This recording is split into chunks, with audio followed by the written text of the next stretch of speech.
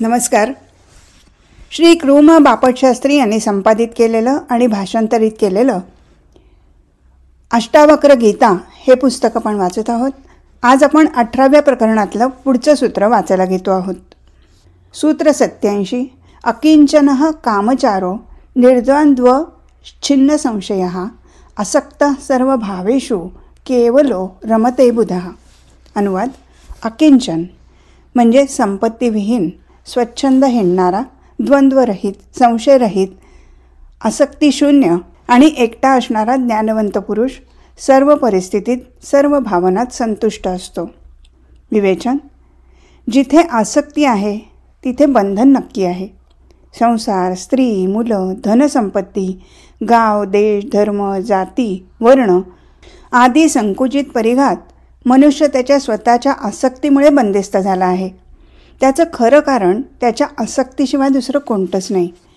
या मर्यादित वर्तुळात स्वतःला बंद करून घेऊन मनुष्य स्वतःसुद्धा संकोचित होतो. त्याची दृष्टी संकुचित होते.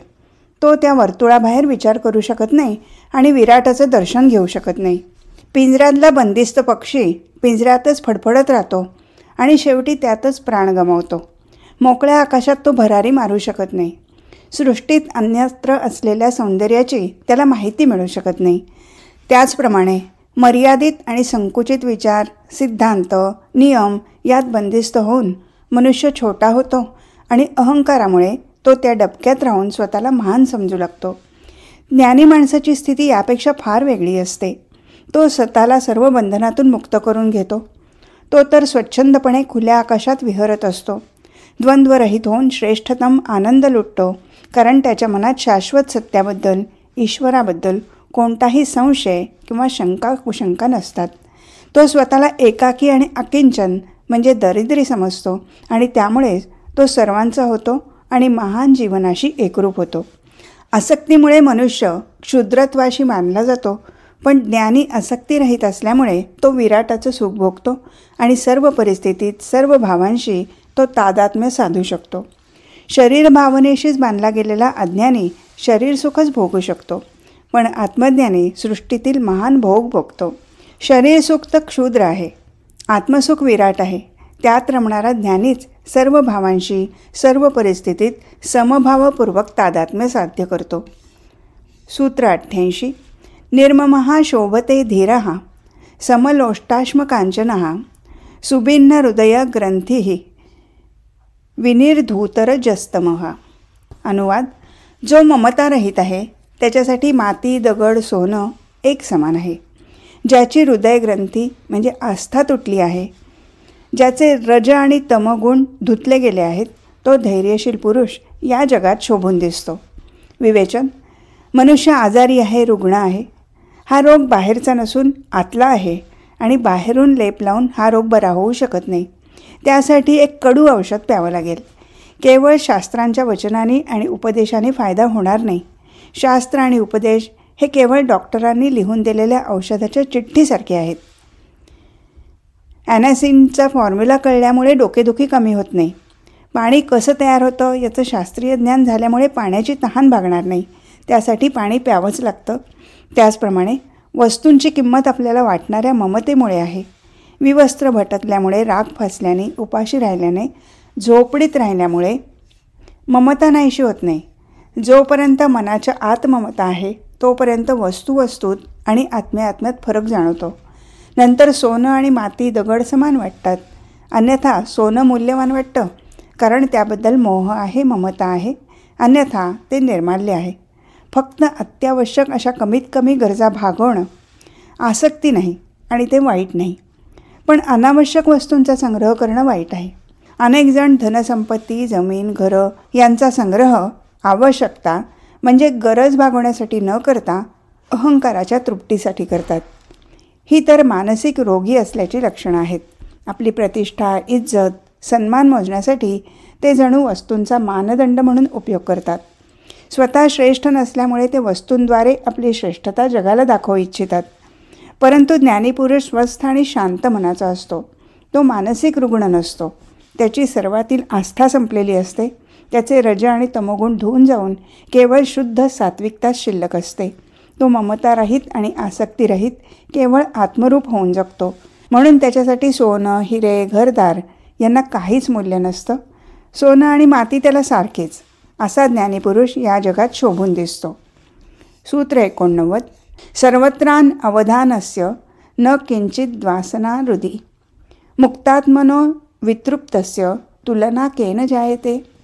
अनुवाद: जो सर्व प्रकारच्या व्यवधानाबद्दल उदासीन आहे आणि ज्याच्या हृदयात कोणतीही वासना नाही, अशा तृप्त मुक्तात्म्याची तुलना कुणाबरोबर होऊ शकेल. विवेचन: वासनांमुळेच इच्छा निर्माण होतात आणि इच्छा तर एवढ्या असंख्य आहेत की त्या कधी पुऱ्याच होऊ शकत नाही. अशी वासनायुक्त माणसं सर्व काही मिळूनसुद्धा अतृप्तच असतात. सारं जग जिंकूनसुद्धा सिकंदराला अतृप्तीत मृत्यू आला. अनेक करोडोपती अतृप्त अवस्थेतच मरण पावतात. परंतु ज्याची वासना नष्ट झाली आहे तो मात्र आहे त्या जीवनात आणि जेवढं काही मिळालं आहे तेवढ्यानेच तृप्त आहे. बुद्ध राजकुमार होता, पण त्या अवस्थेत तो तृप्त नव्हता. पण ज्ञानप्राप्तीनंतर तो तृप्त झाला. ज्याच्यात वासना आहेत तो नेहमी वेगवेगळ्या व्यवधानात अडकलेला असतो. त्याला समाधान मिळत नाही. ज्ञानी माणूस वासनामुक्त असल्यामुळे व्यवधानातूनही मुक्त असतो. जीवनातली धावपळ, संघर्ष यासारख्या बाबीतून त्याची सुटका होते. त्यामुळे तो समाधानी होतो आणि शांत चित्ताने पूर्ण तृप्तीने जगतो. त्याची सर्व बंधनं नाहीशी होतात. अशा ज्ञानीपुरुषाची तुलना अन्य कुणा सामान्य संसारी किंवा अज्ञानी माणसाबरोबर करता येत नाही. तो पूर्ण सिद्ध पुरुष असतो. जो क्षुद्रत्वामागे धावतो तो स्वतःच क्षुद्र होतो. तो कधीच पूर्णता प्राप्त करू शकत नाही. सूत्र 90. जानन्नपि न जानाति पश्यन्नपि न पश्यति ब्रुवन्नपि न च ब्रूते ओन्यो निर्वासनाद्रिते. अनुवाद: वासनारहित पुरुषाशिवाय असा दुसरा कोण आहे की जो सारं काही जाणूनसुद्धा काहीच जाणत नाही, पाहत असूनही पाहत नाही आणि बोलत असूनसुद्धा बोलत नाही. विवेचन: ज्ञानी आणि अज्ञानी यांच्या बोलण्यात, पाहण्यात आणि जाणून घेण्यात फार फरक असतो. अज्ञानी अहंकाराने आणि वासनेने भरलेला असतो आणि तो आपल्या स्वार्थामुळे अंधळा झालेला असतो. त्यामुळे त्याच्या पाहण्यात, बोलण्यात आणि सर्व क्रियात एक प्रकारची संकुचित वृत्ती असते, उदारता नसते. अहंकारामुळे तो ज्यांना जाणत नाही त्या बाबींनासुद्धा तो जाणत असल्याचा त्याचा दावा असतो. जे त्याला समजत नाही ते समजलं असल्याचं सांगत फिरतो. आत्मा आणि परमात्मा याचं त्याला ज्ञान नसतं आणि त्यांचं दर्शनही त्याला झालेलं नसतं. पण तो या बाबी सत्य असल्याची जोरदार हमी देत हिंडतो. तो बडबडत राहतो की आत्मा आहे, परमात्मा आहे, पुनर्जन्म आहे, स्वर्ग नरक आहे. तुम्ही परमात्म्याला मानत नाही, तुम्ही नास्तिक आहात, अज्ञानी आहात, नरकात जाल वगैरे बाबी सांगतो. ज्ञानी माणूस सर्व काही जाणतो, पण तरीसुद्धा सांगतो की मी काहीच जाणत नाही. त्याला सर्व काही स्पष्टपणे दिसत असूनही तो सांगतो की मला दर्शन झालेलं नाही. तो जे सांगतो, बोलतो त्या कशाबद्दलही त्याचा दुराग्रह नसतो, कारण तो इच्छाशून्य, वासनारहित आहे, अहंकाररहित आहे. अशा ज्ञानीपुरुषाची तुलना अन्य कुणा व्यक्तीबरोबर करता येणार नाही. सूत्र 91. भिक्षुर्वा भूपतिर्वापी यो निष्काम स शोभते गावेषु गालिता यस्य शोभना अशोभना मतिः. अनुवाद: ज्याची सर्व स्थितीबद्दल म्हणजे विरक्ती आणि अनाग्रह असल्यामुळे शोभनीय किंवा अशोभनीयतेचा विचार नाहीसा झाला आहे आणि जो निष्काम आहे तो शोभून दिसतो, मग तो राजा असो किंवा भिकारी. विवेचन: जीवन एक त्रिवेणी नदी आहे, जिच्यात गंगा आणि यमुना तर प्रगट आणि प्रत्यक्ष रूपाने सामील झाले आहेत, पण सरस्वती मात्र गुप्त आहे. जीवनात सुद्धा शरीर आणि मन तर प्रगट आहे, पण चेतना मात्र गुप्त आहे. अज्ञानी माणूस शरीराला आणि मनाला सहज ओळखतो, परंतु ज्ञानी माणूस चेतनाशक्तीला सुद्धा ओळखतो. जे केवळ आपल्या मनाच्या अधीन आहे त्यांनी सृष्टीला द्वैतामध्ये विभाजित करून टाकलं आहे. या विभागणीमुळे सृष्टीत भेद आहे असं दिसतं, पण ज्ञानी माणसाला गुप्त असलेल्या चेतनाशक्तीचीही माहिती असल्यामुळे त्याचे सर्व भेद नष्ट होऊन तो एकत्वाचा अनुभव घेतो. याला सत्य आणि ज्ञान अशी नावं दिली गेली आहेत. भेद हा केवळ अज्ञानामुळे केला जातो.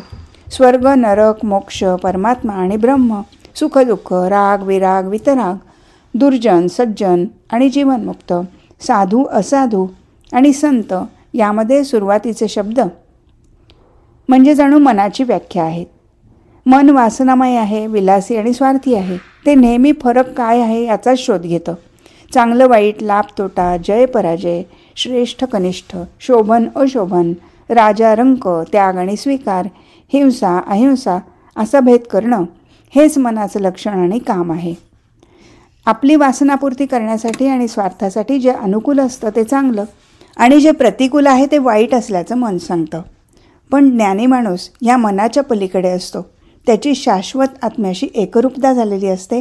सर्व प्रकारचं अस्तित्व शेवटी एकाच आत्म्याचं अस्तित्व असल्यामुळे ज्ञानी पुरुष समान भाव आणि समत्व बुद्धीचा असतो. जीवनमुक्ती हा शब्द आणि संकल्पना ही भारतीय अध्यात्माची साऱ्या मानवजातीला देणगी आणि ज्ञानाचं वरदान आहे. इतर सर्व धर्म जर द्वंद्वाला ओलांडून जाऊ शकत नाहीत, ते तर सर्व अजूनही मनाच्याच पातळीवर आहेत. अंतिम सत्य, मुक्ती, आत्मा ह्याविषयी आणि शाश्वत अस्तित्व ह्याचा आणि अन्य धर्माचा काही परिचयच नाही. असे धर्म आचरणाला नियमात जखडून टाकण्यावर भर देतात. पण भारतीय धर्म ज्ञानाला सर्वात जास्त महत्त्व देतो. म्हणून अष्टवक्र स्वामी म्हणतात की ज्याची सर्व वस्तू आणि स्थिती म्हणजे भाव याबद्दलचा शोभनीयतेचा किंवा अशोभनीयतेचा विचार गळून पडला आहे, जो निष्काम आहे, ज्याची कोणतीच वासना नाही, अहंकार नाही, फळाची आकांक्षा नाही, असा ज्ञानीपुरुष भिकारी असो किंवा राजा, तो तर सर्वत्र शोभून दिसतो. व्यक्तीची श्रेष्ठता ही धन, पद, मान, सन्मान यावरून मोजली जात नसून त्याच्या आत्मिक गुणांवरून ठरवली जाते. वासना आणि अहंकाररहित ज्ञानीच सर्वश्रेष्ठ असतो, कारण तो क्षुद्रत्वाला सोडून महान विराटात एकरूप झालेला असतो. सूत्र 92. क्व स्वाच्छंद्यम क्व संकोचः क्व वा तत्त्वविनिश्चयः निर्व्याजार्जवभूतस्य चरितार्थस्य योगिनः. अनुवाद. निष्कपट, सरळ आणि उज्ज्वल चारित्र्याच्या योगी पुरुषाला कुठली स्वच्छंदता आणि कुठला संकोच आणि तत्वाचा आग्रह तरी कुठला. विवेचन. ज्या योगी पुरुषांनी आत्मज्ञान प्राप्त केलं आहे, ज्याने सृष्टीचं मूलतत्व असणाऱ्या आत्माला जाणलं आहे, तो योगी निष्कपट, सरळ आणि उज्ज्वल चारित्र्याचा असतो. त्याच्यासाठी स्वच्छंदता, संकोच किंवा तत्वाचा आग्रह या गोष्टी निरर्थक असतात. तो त्या पद्धतीने जगत नसतो. या सर्वांच्या पलीकडे पोहोचून तो केवळ आत्मस्वभावानुसार जगतो. आत्म्याचं अस्तित्व हीच त्याची शिस्त, तोच त्याचा नियम, तोच त्याचा संयम असतो. मनाच्या पातळीवर अस्तित्वात असणाऱ्या स्वच्छंदता, संकोच किंवा तत्वाचा आग्रह यापासून तो फार दूरवर निघून जातो आणि तोच त्याचा श्रेष्ठ दर्जाचा विवेक होय. सूत्र 93. आत्मविश्रांती तृप्तेन निराशेन गतार्तिना अंतर्यदनुभूयते तत्कथम कस्य कथ्यते. अनुवाद. आत्म्याशी एकरूप होऊन तृप्त झालेल्या, आशाशून्य आणि शोकशून्य ज्ञानीपुरुषाला अंतर्यामी जो अनुभव प्राप्त होतो तो कसा आणि कुणाला सांगणार. विवेचन. आत्मज्ञानी व्यक्ती तृप्त होते, इच्छाविरहित आणि शोकरहित होते. अशा उच्चतम अवस्थेत पोहोचून स्थिर आणि शांत जीवन जगणाऱ्या ज्ञानी योग्याला आतल्यात जो सर्वश्रेष्ठ आणि विराट स्वरूपी सुखाचा अनुभव येतो, तो नेहमीच्या सांसारिक अनुभवापेक्षा फार वेगळा असतो. त्याचं वर्णनही करता येत नाही, कारण ऐकणारा त्या स्थितीत पोचलेला नसतो आणि त्याला त्या प्रकारचा अनुभव नसल्यामुळे त्याला ते अनुभव कळूच शकत नाही. अशा स्वरूपाचे अनुभव प्रमाणाद्वारे आणि तर्काने सिद्ध करता येत नाहीत. ज्या प्रकारे 10 वर्षाच्या मुलाला कामक्रीडेचं सुख समजावून सांगता येत नाही, त्याचप्रमाणे कुणाचं दुःख, वेदना, पीडा ही सुद्धा दुसऱ्याला समजावून सांगता येत नाही किंवा एकाच्या वेदनेचा अनुभव दुसऱ्याला देता येत नाही. आंधळ्याला पांढरा, हिरवा, लाल वगैरे रंगाचं ज्ञान समजावून सांगता येत नाही. त्याचप्रमाणे ज्ञानी पुरुषाच्या आत्मसुखाचं शब्दातून वर्णन करता येत नाही. म्हणून योगी पुरुष मौन असतो. आत्मज्ञानात बोध होतो, एक अनुभूती येते, त्यात जुन्या धारणा, समजुती सर्व नष्ट होतात.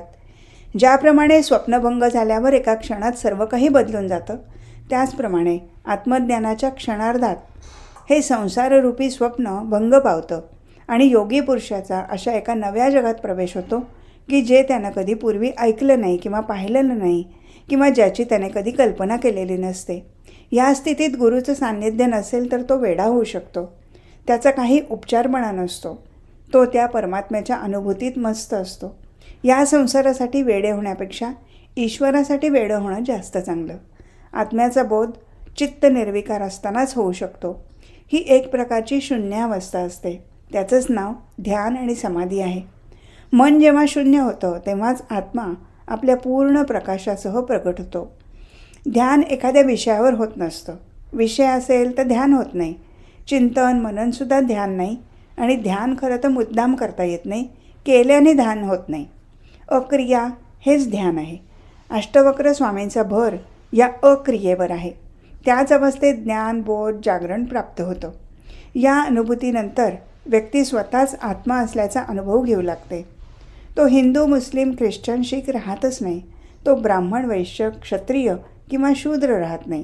तो ब्रह्माला जाणतो म्हणून तो ब्राह्मण. ब्राह्मणत्व ही एक उच्च दर्जाची प्राप्ती आहे. त्याच्यात नम्रता येते, अहंकार आणि वासनासुद्धा लुप्त होते आणि तो एक श्रेष्ठ पुरुष होतो. त्याच्या जुन्या व्यक्तिमत्वाचा लोप होऊन नवं व्यक्तिमत्व जन्माला येतं, म्हणून त्याला द्विज म्हणजे 2 वेळा जन्म घेतलेला असं म्हणतात. शरीराचा जन्म आई देते, पण आत्म्याचा जन्म गुरुमुळे होतो. तो शूद्राला ब्राह्मण बनवतो, जीवात्म्याला परमात्मा बनवतो. म्हणून गुरुचं महत्त्व ईश्वरापेक्षाही उंच आणि श्रेष्ठ आहे. ईश्वरच गुरुरूपात प्रगट होतो. हे गुरुचं महत्त्व आहे. ही ज्ञानप्राप्तीची शाळा आहे. संन्यास आणि अंतिम फल म्हणजे आत्मानुभूती झाल्यावर व्यक्ती मुक्त होते. हीच जीवाची शेवटची गती आणि परम आनंदाची स्थिती आहे. सूत्र 94. सुप्तोपि न सुषुप्तो न स्वप्नेति शयितो न च जागरेपि न जागर्ति धीरस्तृप्त पदे पदे. अनुवाद: जो झोपलेला असतानासुद्धा सुषुप्तीत म्हणजे गाढ निद्रेत नसतो आणि स्वप्नातसुद्धा झोपलेला नसतो, जागेपणीसुद्धा जागृत नसतो, तोच धैर्यशील पुरुष क्षणोक्षणी तृप्त असतो. विवेचन: ज्ञानी आणि अज्ञानी दोघेही झोपतात, पण अज्ञानी जेव्हा स्वप्नावस्थेत असतो तेव्हा स्वतःला विसरून जातो, स्वप्नातसुद्धा हरवून जातो आणि एका दुसऱ्याच जगात प्रवेश करतो. जेव्हा गाढ निद्रा म्हणजे सुषुप्ती सुरू असते तेव्हा तर स्वप्नसुद्धा हरवून जातात. त्याला संसाराचं भान राहत नाही आणि स्वतःचं भान राहत नाही. परंतु ज्ञानी माणसाची झोप संसारी गृहस्थापेक्षा वेगळी असते. ज्ञानी माणूस स्वप्नातसुद्धा जागा असतो. साक्षी भावाचा प्रयोग केल्यावरच हे शक्य आहे. स्वप्नातसुद्धा त्याला त्याचं भान असतं की तो झोपलेला असून स्वप्न पाहत आहे. याच पद्धतीने तो सुषुप्तीतसुद्धा जागा असतो. सुषुप्तीत जीवाचा संबंध आत्म्याशी जुळून त्याला आनंदाची अनुभूती प्राप्त होते. या अनुभूतीची प्राप्ती जागा असल्यामुळे फक्त योगी पुरुषालाच होते. याच प्रकारे जागृत अवस्थेतसुद्धा तो सदैव आत्मरूपात विलीन असल्यामुळे बाह्य वस्तू आणि घटना यामुळे प्रभावित होत नाही. म्हणून तो जागेपणी जागासुद्धा नाही. जागेपणी झोपेत आणि सुषुप्तीतसुद्धा तो केवळ आत्मानुभूतीत असतो. असा ज्ञानी नेहमी तृप्त असतो. सूत्र 95. ज्ञः सचिंती अपि निश्चिंतः सेंद्रियोपि निरिंद्रियः सबुद्धिरपि निर्बुद्धिः साहंकारो अनहंकृतिः. अनुवाद: ज्ञानीपुरुष चिंतायुक्त असूनही चिंतामुक्त असतो. इंद्रिय असूनही इंद्रियरहित असतो. बुद्धी असूनही बुद्धिविरहित असतो आणि अहंकार असूनही अहंकार शून्य असतो. विवेचन: ज्ञानीपुरुष चिंतायुक्त असतो, पण चिंतेत तो बुडून जात नाही, दुःख होत नाही. इंद्रिय तर त्याला आहेतच, पण सर्व इंद्रिय आपापली कामं करतात. खाणं पिणं वास घेणं ऐकणं स्वाद घेणं स्पर्श ज्ञान पाहणं या सर्व क्रिया व्यवस्थितपणे होतात. पण वासना नसल्यामुळे ज्ञानीपुरुष त्या क्रिया आसक्तीने करत नाही आणि त्यांच्यामुळे प्रभावित होत नाही. आवश्यकता असेल तर तो इंद्रियांचा उपयोग करेल, पण वासनेसाठी नाही. ज्ञानी माणूस बुद्धीचासुद्धा उपयोग करेल, पण त्याला त्याच्या स्वभावानुसार जसा योग्य वाटेल तेवढाच उपयोग करेल. तो बुद्धीचा मालक म्हणून वागेल, बुद्धी त्याची मालक असणार नाही. ज्ञानी आवश्यकता असल्यावर अहंकाराचा उपयोग करेल, गरज असल्यास विनम्रतेचासुद्धा उपयोग करेल, पण त्यांचा गुलाम होणार नाही. कर्ता म्हणून नव्हे तर केवळ साक्षीभावाने सर्व गोष्टींचा उपयोग करेल. सृष्टीच्या नियमात ज्ञानीपुरुष अडथळाही निर्माण करत नाही आणि सहकार्यही करत नाही. जसं घडतं तशीच ईश्वराची इच्छा आहे असं ते मानतात. सूत्र 96. न सुखी न च वा दुःखी न विरक्तो न संगवान न मुमुक्षु न वा मुक्तो किंचिन्न न च किंचन. अनुवाद: ज्ञानी सुखी नसतो आणि दुःखी नसतो. तो विरक्त नसतो आणि कुणाशी संयुक्तही नसतो. तो मुमुक्षू नाही आणि मुक्तही नाही. त्याच्याजवळ काही आहे असं नाही आणि त्याच्याजवळ काही नाही असंही नाही. विवेचन: ज्ञानी माणसाची स्थिती सर्व द्वंद्वांच्या पलीकडे असते. त्याच्या बुद्धीचं वर्णन समत्व बुद्धी असंच करावं लागेल. तो सदैव एक रस, एक भाव आणि अद्वैतात निमग्न असतो. घड्याळाच्या लंबकाप्रमाणे कधी या टोकाला तर कधी त्या टोकाला याप्रमाणे तो अतिरेक करत नाही. प्राचीन मुनींनी सुद्धा सांगितलं आहे की सतारीच्या तारा जास्त ढिल्या असू नये आणि जास्त ताणलेल्या असू नये, तरच त्यातून मधुर संगीत निर्माण होतं. जे अज्ञानी असतात तेच एका टोकाला जातात. ज्ञान अतिरेकात नसून समत्व भावात आहे, एकरसतेत आहे.